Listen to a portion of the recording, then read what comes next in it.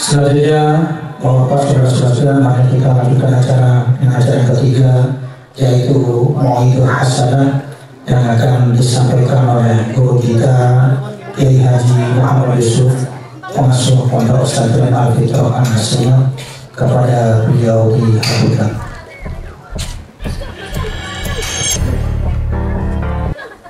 Bismillahirrahmanirrahim. Assalamualaikum warahmatullahi wabarakatuh. Waalaikumsalam warahmatullahi wabarakatuh. Alhamdulillah bihaqqi la ilaha illallah Muhammadur Rasulullah. Alhamdulillah bihaqqi la hawla wa la quwwata illa billahil aliyyil azim. Allahumma salli wa sallim wa karim wa barik ala Sayyidina Muhammad wa ala alihi wa azwajihi wa dhurriyyatihi wa ahli baitihi wa ashabihi ajma'in, amma ba'd. Sebagai para mujakin, para alim, para tokoh agama, sebagai para guru ngaji, tercukup wabil khusus akhirna fillah Habib Hamzah, sebagai para hadir, para anum, para sana, para handetolan, Bapak RT, tercukup wabil khusus Soebul Haja Bapak Umar Faruk sekeluarga. Pertama ngereng kuluban panjenengan lakon timen asokor dan Gusti Allah. Esi yang semakin kalaban eti, kalaban takdir, kuluban panjenengan bisa hadir di itu tempat dalam acara Walimatul Hitam dan Hakikoh untuk Nanda Kenzi Zafran Al-Faruk. Kalaban pengarap betul kalau serang ajunan iyo cerang sarang Bapak Umar Faruk kami paling ekspor juga malah mau ke Nanda Kenzi Zafran Al-Faruk pada tidak anak sesuai anak siapa tidak sepuluh dua anak saya cinta dengan Gusti Kanjeng Nabi, bercinta dengan Gusti Allah Subhanahu wa Ta'ala. Sekalian dua salawat wa salam yang kita terakhir dengan Gusti Kanjeng Nabi Muhammad sallallahu alaihi wasallam. Beliau makhluk yang sangat agung, Sayyidul Kaunain. Beliau memiliki sifat dan watak dibatak.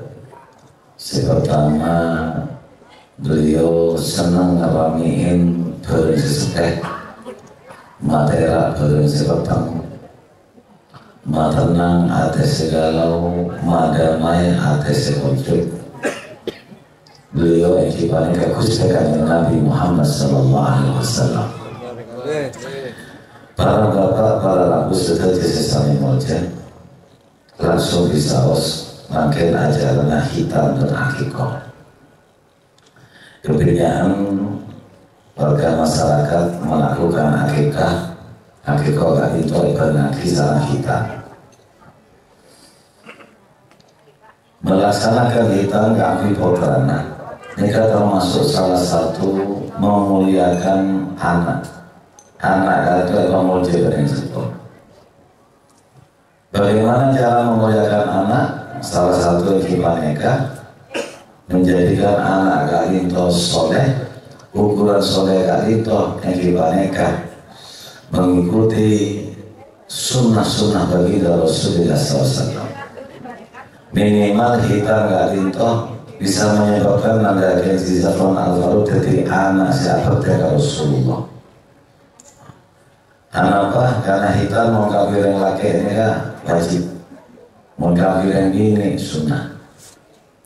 Macam Imam Syafi'i dari bini ini kan putih hitam. Sebab mau yang bini hitam kecantikannya akan nampak luar dalam.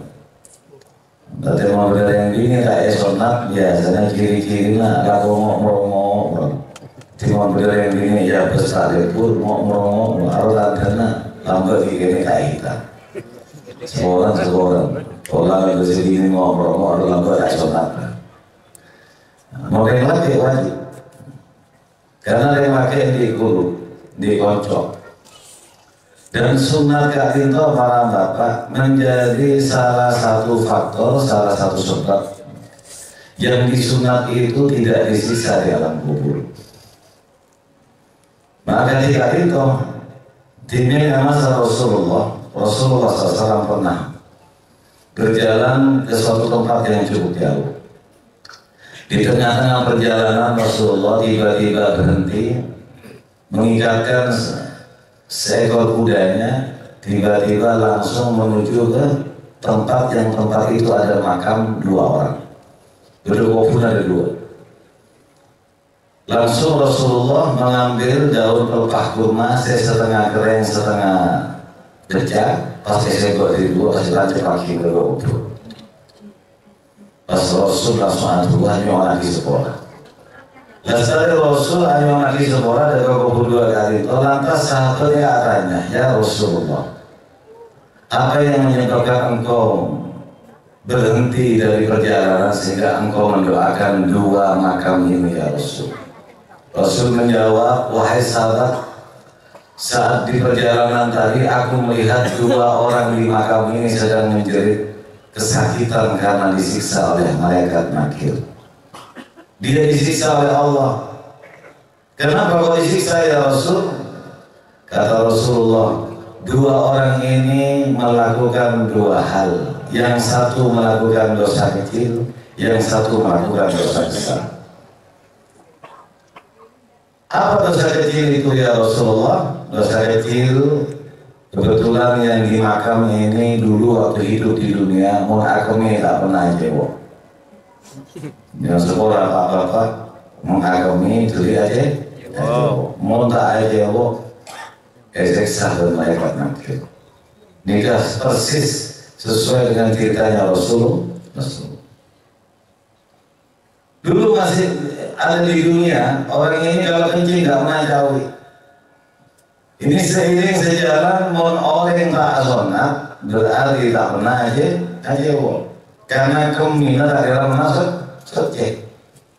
Orang kalau nggak sunat, air kencing itu akan ceket di kucuk atau di kulup, yang menyebabkan orang yang tidak sunat ini tidak suci dan sholatnya tidak sah.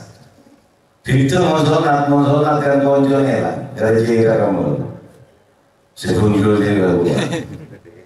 Ternyata orang yang sunatnya kamu yang dalam kitab fikih jelas lagi, ya nambah nikmata berhubungan intim. Tahan orang yang sunat tidak sunat, yang mana tidak sunat?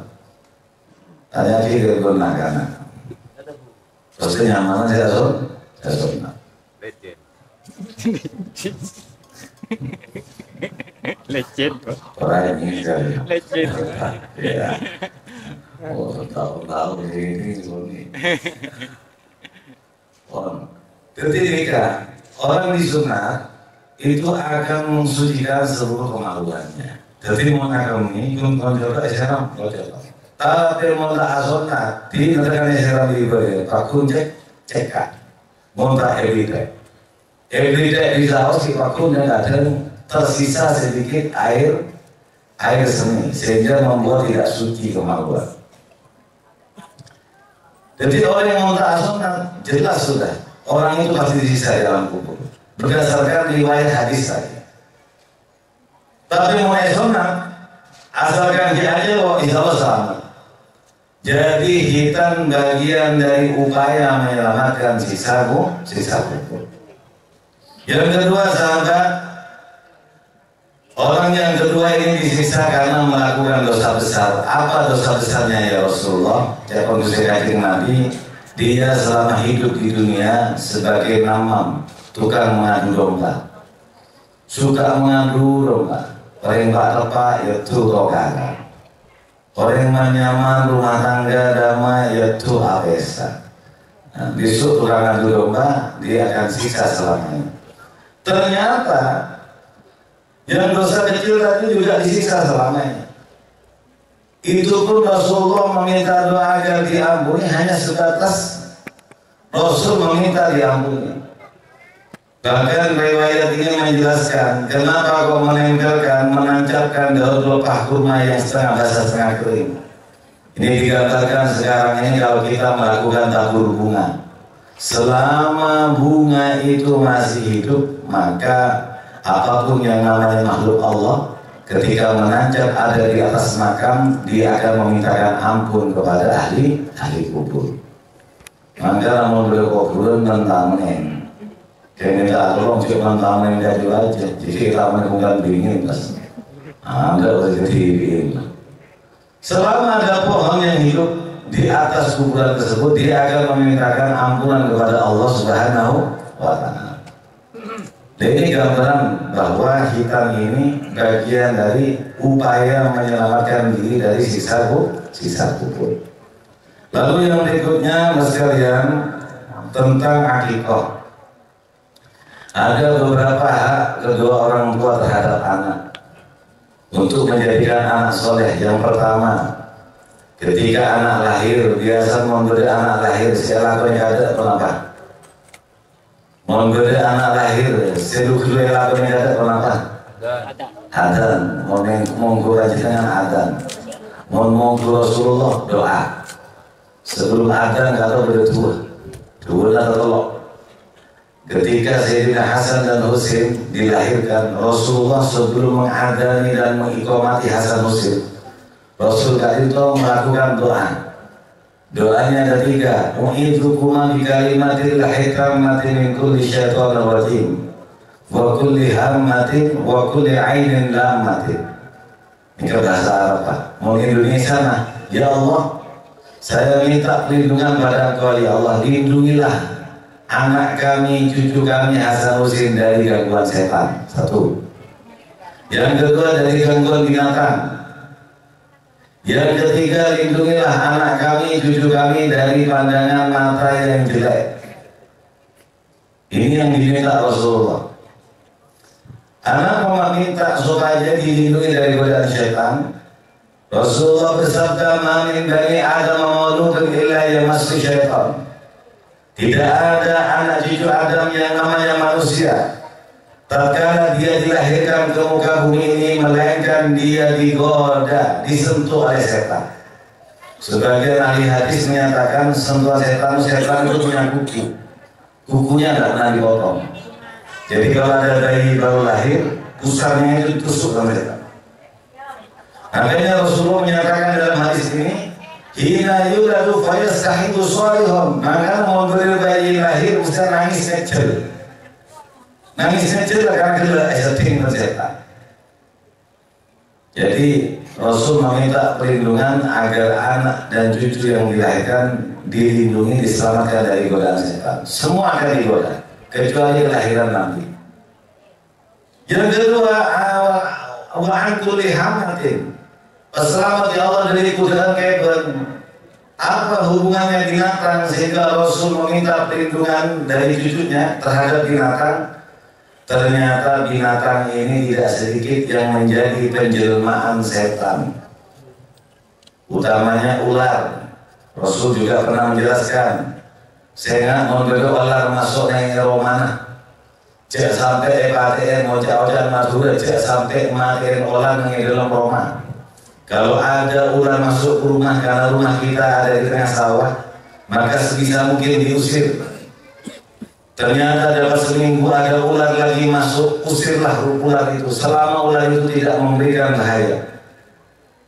Tiba-tiba dapat 10 hari ada ular lagi masuk ke rumah, maka ular yang ketiga wajib dibunuh, kata Rasulullah. Karena ular yang ketiga masuk ke rumah kita adalah penjelmaan dari setan. Ini riwayat yang dijelaskan oleh Rasulullah SAW.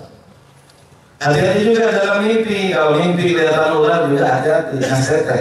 Karena ular ini boleh saya telang, boleh saya selain pernah telang. Mau mimpi dengan ular telang berarti maknanya 2. Beda orang yang saya benci apa? Orang beda sihir. Rajin orang yang saya benci, rajin sihir. Raja Kerin bergantung kepada ular yang ada di dalam mimpi kita. Mau ular sebelum raja berarti seher. Orang yang sebenci dia mosong sesangat raja. Yang saya ini kalau khusus ular telang. Benar boleh ular lain jalan. Kolar beling, kolar biru, sehat. Kolar beling, kolar biru ini kak lain, mereka bicara lawan jenis. Contohnya ini pernah jika anak macam ada di sungai, romo etado kolar biru, guru tak gede kok, bertes belakang, guru langsung takut. Jaringan guru tolong ada yang nolong. Kira guru mati guru lah. Jelas radio menjalan. Ternyata guru bangun itu nempel. Mari nempel ternyata kelakuan guru oleh suara dari ini menyatakan I love you. Bisa dibuktikan kan? Jadi bapak mau di anak bapak ini pas nempel ada beling berarti putri kawannya bapak akan dikinang seorang laki-laki. Bisa dibuktikan. Tapi mau berdebat bapak umur 10 tahun, pasangan di anak perapen, nempel ngayolar beling, wah berarti ini sering model, bapak main ngelolol, mereka boleh. Nah, ini ciri-ciri kalau ular. Kelihatan telur, mimpi ada telur, juga seperti itu. Jangan sampai kakak jadi aku. Jadi mentang-mentang telur aku cekir. Telur siapa telur lah, tapi abis telur hingga keluar dari buri. Mau sampai zaman telur aku kasih kakak berlaku nanti. Hati-hati telur juga simbolnya santet, sihir. Pokoknya kera. Kera itu simbol sesuatu yang buruk. Hati-hati kalau sudah mimpi itu. Jangan sampai kena kapok semua. Dan ada lagi yang ketiga, wa min kulli ainin lamatin. Doa 3 ini respon. Sepele tetapi tidak bisa disepelekan. Rasul minta, ya Allah lindungilah cucuku ya Allah dari pandangan mata yang jelek. Apa hubungannya pandangan mata yang jelek? Ternyata mata yang jelek akan mempengaruhi cara berpikir dan hati yang jelek. Orang yang senang buruk sangka, orang suka suudon, orang yang dengki, biasa ma'rif pada juga. Orang yang mempunyai ma'rif pada juga, pikiran juga, ada yang juga. Karena mata ini jendela. Mempunyai jendela tak bagus, berarti ateh dan pikiran tak bagus. Rasul minta agar kedua cucunya ini pandangan matanya baik. Karena kalau pandangan mata baik, maka dia akan selalu memandang sesuatu yang lain dengan ainul rahmatillah, dengan pandangan rahmatnya Allah. Coba orang-orang yang becik terbiasa, orang yang dengki. Orang siapa orang abangun Allah, abangun dah. Kebetulan saya bangun, aku aspal jelas pesen aspal ya kan. Aspal jadi meja. Walah mobil bawa tidak lah kon koroban bawa jelas memburu yul. Macam-macam. Karena pandangan mata jelek. Mumpul ma'rif pada coba, hati coba, pikiran jelek. Itu kunci. Makanya kalau kita ingin punya hati yang baik, selalu husnudon. Kalau kita ingin punya pikiran yang baik, maka kuncinya ada pada pandangan mata yang baik. Itu yang diminta oleh Allah, oleh Rasulullah kepada Allah untuk cucu-cucunya. Nah, baru setelah doa yang kedua ada iqamah. Ada Rasulullah fi udhunil yumna wa aqama fi udhunil yusra. Riwayat Ibnu Abbas. Rasulullah itu ketika Hasan dan Husain lahir menempelkan giginya ke telinga kanan untuk dilakukan adzan dan melakukan iqamah ke telinga kiri. Tujuannya untuk apa? Untuk membuat sinyal agar anak ini kalau sudah gede, satu cepat mengenal Allah, kalau dengar adzan bergegas dia melakukan ibadah sholat. Setelah adzan dan iqamah, baru apa yang ketiga? Yang ketiga tahmid. Nah, tahmid ini jarang sekarang. Kalau dulu di masa Rasulullah ada namanya sahabat Asma binti Abu Bakar. Sahabat Asma binti Abu Bakar punya anak namanya Abdullah bin Zubair. Digendong Abdullah bin Zubair, langsung ditaruh di bangkunya Rasul. Rasul ngambil kurmanya digigit, pas diambil dimasukkan ke langit-langit bayi yang bernama Abdullah bin Zubair. Itu namanya tahmid. Tabarukan, memasukkan air ludah Rasul ke mulut Abdullah bin Zubair. Sekarang Rasulullah sudah dipanggil oleh Allah ila rafiqil a'la. Siapa penerusnya? Penerusnya adalah al-ulama warasatul anbiya. Pewarisnya ya para ulama. Ereng. Panjenengan nek atah nih kepotran kombo yang ereng. Tapi cari satu syaratnya, kiai yang tidak punya hutang ke bank. Sampai ada kiai hutang ke bank. Iki pas atah nih kiai hutang ke bank salah aja anak otang. Barokah gitu. Dua nyari kiai segini setong. Kita pakai kiai kalau anak tiga kenzi pas tabarukan tahnik ya. Anda kenzi kali ini apa? Barokah ya. Semangatullah ya nyari kiai saya aroko. Tako kiai nah eda kok menyake TBC. Anda harus TBC melolakan. Nah itu ciri-cirinya untuk tahnik. Kalau nggak nemu ya minimal dari ustaz atau kiai yang hafal Quran 30 juz. Sekarang cari orang yang hafal 30 juz itu nggak gampang. Kadang-kadang ngomong 30 juz kun ngomong atau sana tes jauh dari kenyataan. Silakan tahnik kepada orang yang hafal Quran 30 juz. Barangkali putra kita bisa hafal juga. Dan setelah tahnik baru yang keempat namanya apa? Akikoh.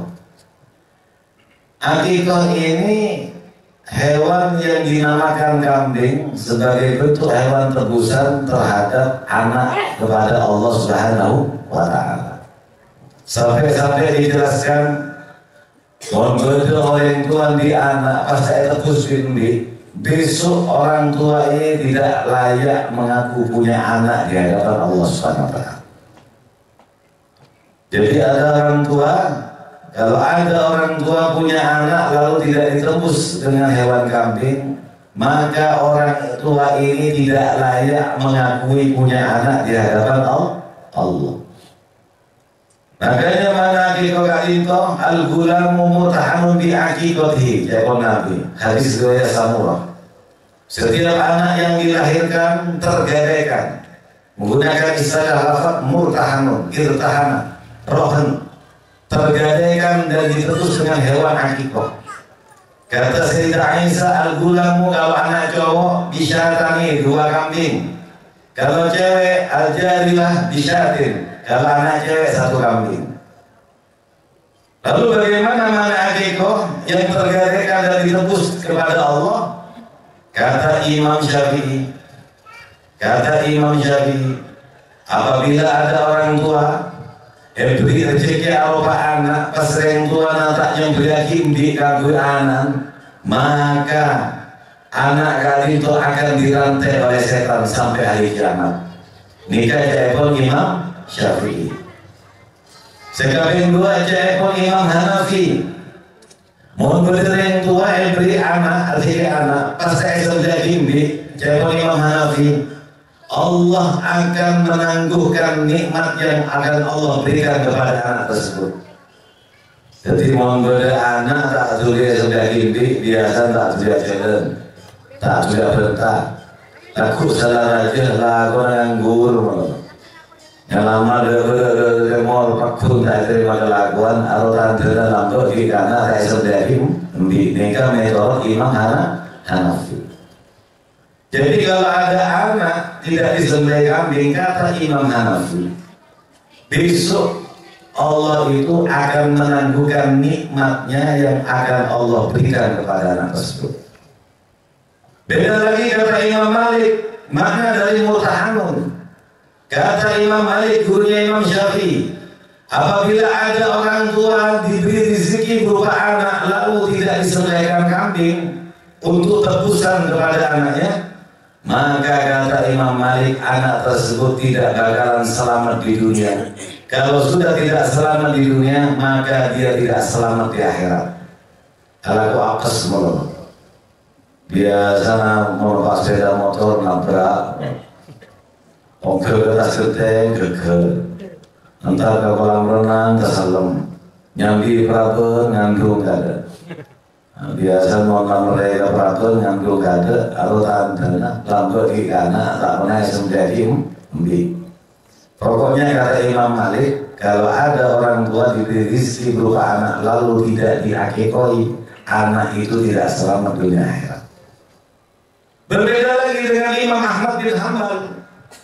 Kata Imam Ahmad bin Hanbal ketika menafsiri lafaz mutahamun bi akikatihi, kata Imam Ahmad bin Hanbal, orang tua yang punya anak lalu anaknya tidak disembelih kambing, terus anaknya meninggal, maka besok anaknya tidak bisa memberikan syafaat kepada kedua orang tuanya.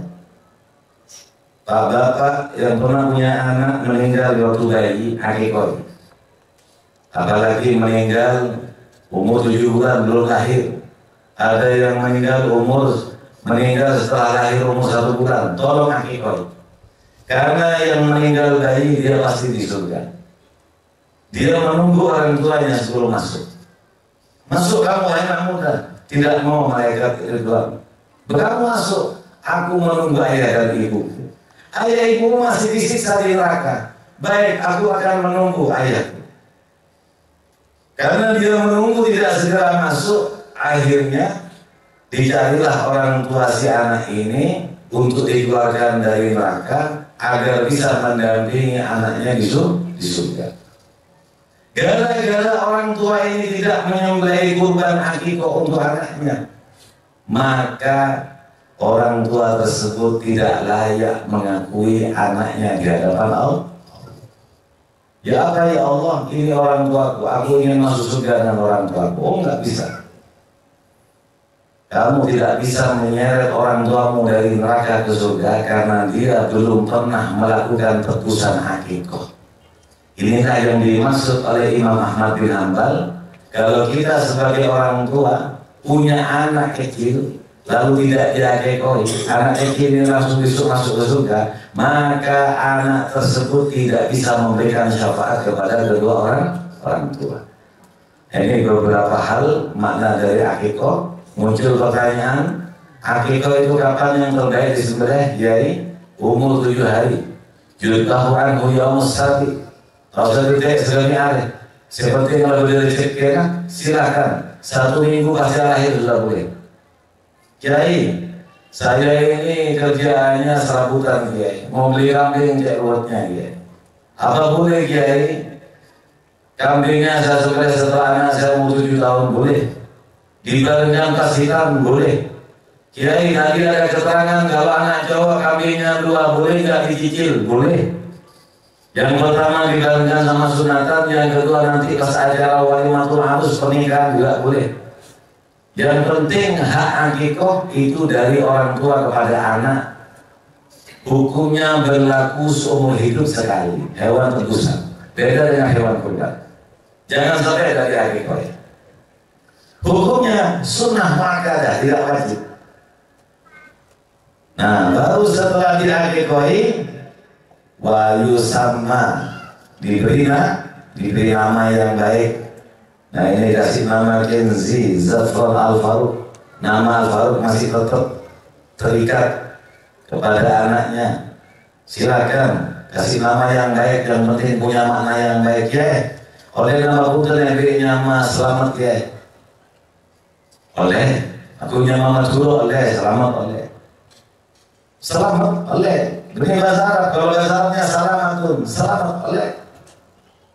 Jadi yang untung oleh, untung, kalau tapi untung, terus pokok untung, tak bisa nyaman untung.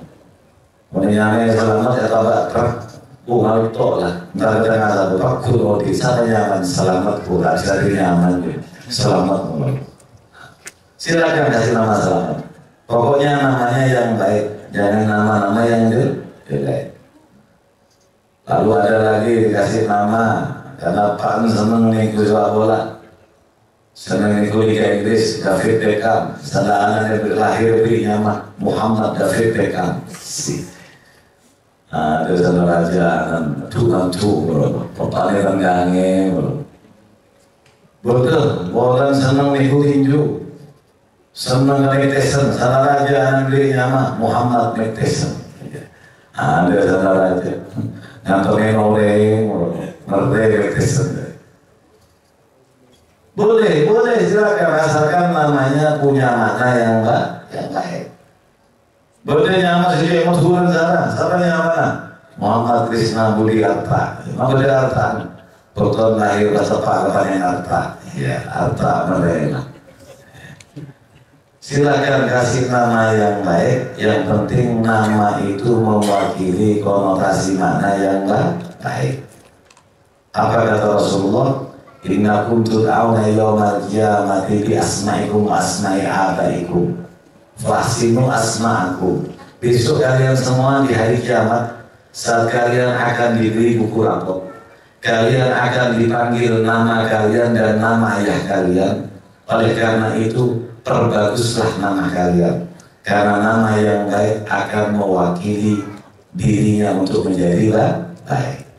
Nah, semoga apa yang saya sampaikan pada siang hari ini dapat memberikan tambahan ilmu yang barokah manfaat untuk bapak-bapak yang sudah pernah punya bayi meninggal. Pesan saya segera akikah, karena bayi saya nanti sudah pasti ada di surga dan dibangkitkan umur 33 tahun. Di surga tidak ada bayi, di surga tidak ada orang tua, semua umurnya 33 tahun dan dia menunggu panjenengan. Dan ingat, kalau panjenengan tidak melakukan akikah kepada putranya yang meninggal, maka putra sampean tidak bisa memberikan syafaat, tidak bisa menolong sampean, menyeret sampean dari neraka untuk masuk ke surga bersama anak yang bayi yang meninggal tadi. Mudah-mudahan Nanda Kenzi yang sekarang diselamati menjadi anak yang soleh, anak yang cinta Quran, anak yang memiliki hati yang teguh, dan semoga menjadi anak yang betul-betul paratu dengan sepuluh, paratu dengan Rasulullah, paratu dengan Allah. Al-Fatihah. A'udzubillahi minasyaitonir rajim. Bismillahirrahmanirrahim. Alhamdulillahi rabbil alamin arrahmanir rahim maliki yaumiddin. Iyyaka na'budu wa iyyaka nasta'in. Shiratal mustaqim. Shiratal ladzina an'amta 'alaihim ghairil maghdubi 'alaihim waladdallin. Amin. Saat itu pemataratina waladdina yasfawsirah kibatas. Allahumma muwaffiq aqwamit thariq. Assalamualaikum warahmatullahi wabarakatuh.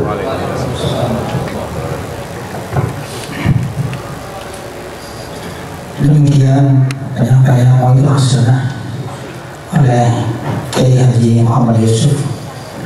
Semoga apa yang disampaikan beliau akan menjadi tambahan ilmu dan menjadi kebermanfaatan bagi kita semuanya. Dan kita berdoa bersama semoga beliau senantiasa dijaga dan diberi kesehatan oleh Allah Subhanahu wa Ta'ala dan diberi panjang umur sehingga beliau masih bisa memberikan nasihat kepada kita semuanya. Bapak-bapak, saudara-saudara sekalian, di penghujung acara yaitu doa. Namun sebelumnya saya selaku pembawa acara menyampaikan terima kasih dan juga sekaligus permohonan maaf sebesar-besarnya manakala dari awal sampai akhir acara ada satu dan lain hal perkata dan sebagainya yang kurang berkenan. Apabila ada benarnya itu semuanya dari Allah Subhanahu wa Ta'ala, apabila ada salahnya itu semuanya berasal dari diri kami pribadi. Untuk doa, mohon kepada Bapak Haji Fikri Mahmud untuk memimpin, dan sebagai penutup kami sampaikan Assalamualaikum kepada seluruh yang hadir. Demikian kurang lebihnya mohon maaf. Assalamualaikum warahmatullahi wabarakatuh. Kepada Bapak Haji Fikri Mahmud, waktu silakan. Bismillahirrahmanirrahim. Allahumma salli wa sallim ala sayyidina Muhammadin fil awwalin wal akhirin. Wa salli wa sallim ala sayyidina Muhammadin fil nabiyyin wal mursalin. Wa salli wa sallim ala sayyidina Muhammadin fi kulli waqtin wa hin. Wa salli wa sallim ala sayyidina Muhammadin fil mala'il a'la min yawmiddin. Assalamu alaikum عليك أيها النبي ورحمة الله وبركاته. السلام علينا وعلى عباد الله الصالحين. اللهم بلغ روح سيدنا محمد من التحية والسلامة وزدنا اللهم لزيدنا من الأمة وآتيه الوسيلة والفضيلة والشرف والدرجة العالية وفي الله المقام المحمود الذي وعدتنا فلا تخلف الميعاد. اللهم بحق الفاتحة بسر الفاتحة يدافع عن البلاء ويقضي الحاجة اقض حوائجنا في الدين والدنيا والآخرة واقض عنا وعن أهل بيوتنا وأولادنا وذريتنا كل هم وغم وشر الظالمين والساحرين والخائنين والساحرين برحمتك يا أرحم الراحمين. اللهم اجعلنا وأولادنا وذريتنا وسلطان هذا الولد المختون كنزي زفرنا الفاروق من العلماء الصالحين المجتهدين العالمين المتقين المعلمين العارفين الفائقين الغنيين الزاهدين الصالحين الشاكرين المتوكلين وفارقين بالعلم والعلوم الشرعيه الزائمين بك الحرام الى قبر نبيك محمد صلى الله عليه وسلم بالسلامه والقبر المنصور المختوم بخاتمه الحسنى وضع بين قلوبهم وصيد اليهم واهدنا واياهم لاحسن الاخلاق واصرف عنا وعنهم سيئها انك على كل شيء قدير. اللهم ارحم امه محمد، اللهم اصلح امه محمد، اللهم اغفر لامه محمد. ربنا اتنا في الدنيا حسنه وفي الاخره حسنه وقنا عذاب النار. وصلى الله على سيدنا محمد النبي الامي وعلى اله وصحبه وسلم والحمد لله رب العالمين برحمه الفاتحه.